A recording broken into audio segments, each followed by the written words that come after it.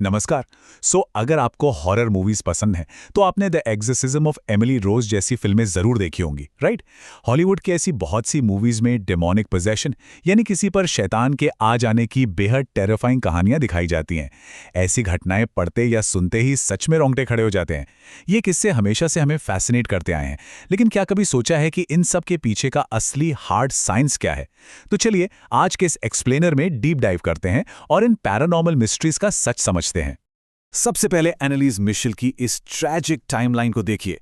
Imagine करिए, एक बिल्कुल आम नॉर्मल सी जिंदगी अचानक एक भयानक नाइटमेयर में कैसे बदल जाती है। 1952 में जन्म हुआ, सब ठीक था। फिर 1968 में अचानक पहली बार बेहोशी और एक अजीब ट्रांस जैसी स्टेट सामने आती है। 1970 आते आते ट्यूबरक्यूलोसिस के इलाज के दौरान हैलुसिनेशंस शुरू हो गए। आवाजें सुनाई देना, टेबल के नीचे छुपकर कुत्तों की तरह भौंकना और यहां तक कि कोयला खाना शुरू हो गया। और इसमें सबसे शॉकिंग बात पता है क्या है? सिर्फ 10 महीने के अंदर उस मासूम पर 67 बार झाड़ फूक यानी एग्जॉर्सिज्म किया गया। ये लिटरल किसी डरावने सपने से कम नहीं है। लेकिन यहां सबसे दिलचस्प और अजीब बात तो ये थी कि वो शैतान आखिर थे कौन? Hitler, Roman emperor Nero, Judas जिसने जीसस को धोखा दिया था, एडम का बेटा केन, क्रिश्चियन थियोलॉजी का लूसीफर और यहां तक कि 1500 का एक बदनाम Roman Catholic priest Valentin Flashman. मेरा मतलब है, एक आम लड़की के अंदर अचानक इन हिस्टोरिकली स्पेसिफिक और फेमस हस्तियों का कहां से आना हो गया। यही वो एग्जैक्ट पॉइंट है जो इस पूरे केस को एक बहुत बड़ा साइकोलॉजिकल पजल बना देता है। और ऐसे रहस्य सिर्फ पुराने जमाने तक लिमिटेड नहीं है। माइकल बोटवाइट की ही स्टोरी ले लीजिए। ये एक अमेरिकन आदमी था जो एक दिन अचानक अपने होटल के कमरे में बेहोश मिला। जब अस्पताल में आंख खुली तो वो फ्लुएंट स्वीडिश भाषा बोल रहा था। उसने अपनी पूरी आइडेंटिटी, अपना पास्ट सब भुला दिया और बताया कि उसका नाम जोहैन एक है। पूरा का पूरा आइडेंटिटी और भाषा ही स्विच हो गया।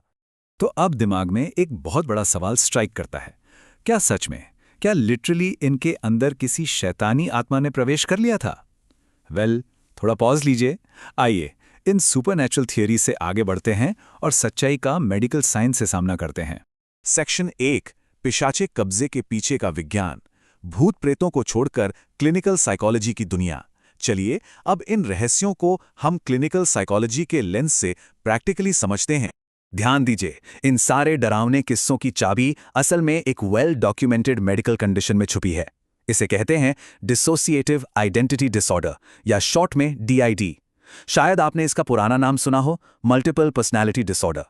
ये एक ऐसी मेंटल स्टेट है जहां दिमाग किसी बहुत ही एक्सट्रीम ट्रॉमा से खुद को बचाने के लिए इंसान की आइडेंटिटी को ही अलग अलग हिस्सों में तोड़ देता है।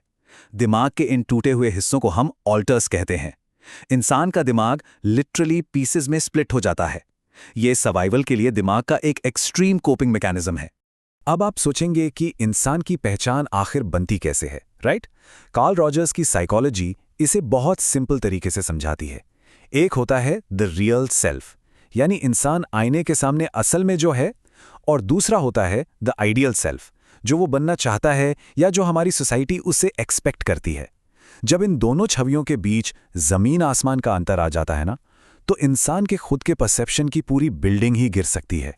और इस कॉन्सेप्ट को प्रैक्टिकली समझने के लिए मशहूर शायर निदा फाजली जी की ये लाइन बिल्कुल परफेक्ट है। हर आदमी में होते हैं 10-20 आदमी, जिसको भी देखना हो कई बार देखना। एक नॉर्मल दिमाग में भी अलग अलग पहलू होते हैं। हम दोस्तों के सामने कुछ और एक्ट करते हैं और बॉस के सामने कुछ और।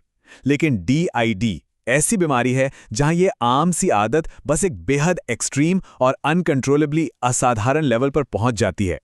सेक्शन 2, मल्टीपल आइडेंटिटीज को समझना। ऑल्टर्स की इस जटिल और दिलचस्प दुनिया के अंदर दाखिल होते हैं और देखते हैं कि ये आइडेंटिटीज आखिर ऑपरेट कैसे करती हैं। अगर आपको लगता है DID नॉर्मल है, तो किम नोबल का केस सुनिए। ये सच में माइंड ब्लॉगलिंग है।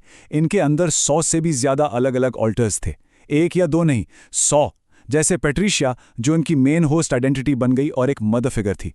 जूडी, एक 15 साल की लड़की जो तभी सामने आती थी जब खाना सर्व होता था। एक ऑल्टर थी जूली, जिसने एक बार ड्राइविंग करते वक्त दिमाग का अचानक कंट्रोल ले लिया और एक भयानक एक्सीडेंट करवा दिया। और यहां तक कि एक स्पिरिट ऑफ वाटर जो सिर्फ नहाते वक्त सामने आती थी। इन सब की उम्र, नाम और यादें बिल्कुल अलग थीं। Crazy, right? तो अब बड़ा सवाल यह है कि ऐसी भयानक स्थिति को ठीक कैसे किया जाए। इस प्रोसेस को रीइंटीग्रेशन कहते हैं। कदम 1, उन स्पेसिफिक ट्रिगर्स को पहचानना पड़ता है जो पर्सनालिटी को स्विच करते हैं। कदम 2, इन अलग अलग ऑल्टर्स के बीच बातचीत और एक कनेक्शन सेट करना। और आखिर में लंबा वक्त लेकर इन बिखरी हुई पहचानों को एक साथ जोड़कर वापस एक आइडेंटिटी बनाई जाती है। ये दिमाग के 1000 पजल पीसेस को दोबारा जोड़ने जैसा लंबा और मुश्किल सफर है। सेक्शन 3, दुखद सच्चाई। अब इस मेडिकल साइंस का यूज करके हम एनालीज और बोटराइट के उन सुपरनैचुरल रहस्यों की असलियत खोलते हैं।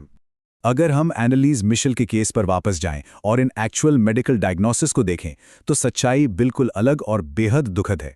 उन्हें असल में 3 सीरियस कंडीशंस थीं। पहली, टेम्पोरल लोब एपिलेप्सी, जिसकी वजह से उन्हें भयानक दौरे पड़ते थे, अजीब रंग दिखते थे और आवाजें सुनाई देती थीं। दूसरी, एनोरेक्सिया नर्वोसा, उन्होंने खाना पीना छोड़ दिया था और वजन लिटरली गिरकर सिर्फ 32 किलो रह गया था। और तीसरी थी हाइपर रिलीजियस पर्सनालिटी डिसऑर्डर, जिसने उन्हें स्पिरिचुअलिटी और अपवित्र चीजों का डरावना भ्रम दिया। किसी शैतान ने नहीं दोस्तों, इन 3 बीमारियों और भूखमरी ने उनकी मासूम जान ली थी। पर फिर वही सवाल, उन्हें सिर्फ हिटलर और लूसीफर ही क्यों दिखे? साइकोलॉजी इसे वोकैबुलरी ऑफ डिल्यूजन कहती है। देखिए, एनालीज एक बहुत ही स्ट्रिक्ट धार्मिक माहौल में पली बड़ी थीं, तो उनके मेंटली एग्जॉस्ट हो चुके दिमाग के पास भ्रम पैदा करने के लिए सिर्फ यही रेफरेंस मटेरियल्स थे। अगर उनका बैकग्राउंड किसी और कल्चर का होता तो उन्हें ये विशिष्ट कैथोलिक डीमंस कभी नहीं दिखते, उनका डिल्यूजन बिल्कुल अलग होता।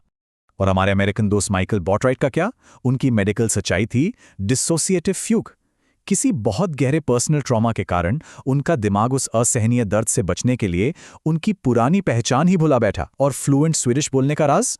वो एक्चुअली 1981 से 2003 तक स्वीडन में एक लंबा वक्त बिता चुके थे। उनके दिमाग ने बस नई पेनफुल यादों को डिलीट किया और पुराने सेफ हिस्सों को सामने ला दिया। Simple as that. Section 4, dissociation spectrum. आइए इस बीमारी के असली कारण और इसके व्यापक असर को थोड़ा और गहराई में एक्सप्लोर करते हैं। अगर हम DID के रूट कॉजेज पर नजर डालें तो आंकड़े आपको सच में झकझोर देंगे। 90%, लगभग 90% केसेस की जड़ में बचपन का भयानक शोषण या ट्रॉमा होता है। ये कोई जादू टोना या श्राप नहीं है। जब एक बच्चा फिजिकल, इमोशनल या सेक्सुअल अब्यूज के असहनीय दर्द से गुजरता है तो उसका दिमाग खुद को बचाने के लिए, उस ट्रॉमा को सहने के लिए अपने आप को टुकड़ों में बांट लेता है। ये ठीक उसके दिमाग की आखिरी ढाल है। अब आपको लग रहा होगा कि ये स्थिति बस उनके ही साथ होती है जो बहुत एक्सट्रीम ट्रॉमा फेस करते हैं, लेकिन रिसर्च एक अलग ही कहानी बताती है।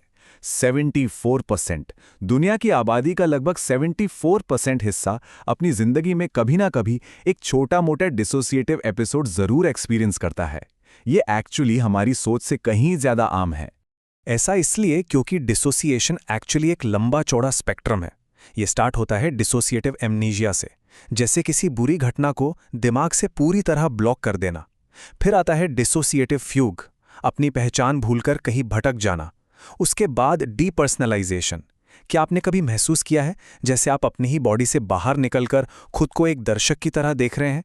और डीरियलाइजेशन, जब आसपास की पूरी दुनिया ही नकली, जैसे कोई फिल्मी सेट या सपना लगने लगे। ये सब इसी डिसोसिएशन अम्ब्रेला के अंदर आते हैं। सेक्शन 5, कलंक, मीडिया और इलाज। In complex mental health issues को लेकर हमारा सोशल नजरिया कैसा होना चाहिए, ये समझना बहुत जरूरी है। इस प्योर नैरेटिव में हमारा सोसाइटी और मीडिया बहुत बड़ा किरदार निभाते हैं। एक तरफ तो बड़ा हार्मफुल स्टिग्मा है, जैसे पुरानी मूवी साइको, जहां मानसिक बीमारी को वायलेंट खून खराबे से जोड़ा गया, या फिर भूल भुलैया, जहां इसे कॉमेडी और थप्पड़ से ठीक होते दिखाया गया।